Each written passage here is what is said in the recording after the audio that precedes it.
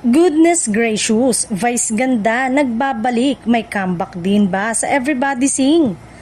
Usap-usapan ngayon sa mundo ng showbiz ang pagbabalik ng angkabogable star na si Vice Ganda matapos ang kanyang pansamantalang pagkawala sa telebisyon.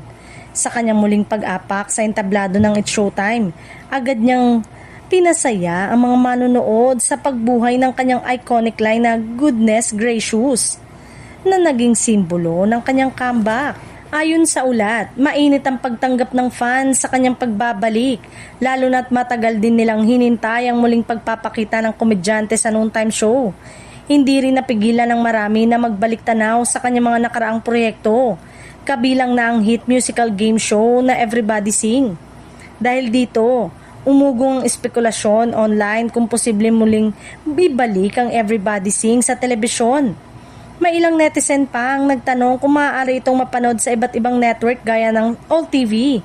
Gayunpaman, sa kasalukuyan ay wala pang opisyal na kumpirmasyon hinggil sa pagbabalik ng nasabing programa o kung saan ito ipapalabas.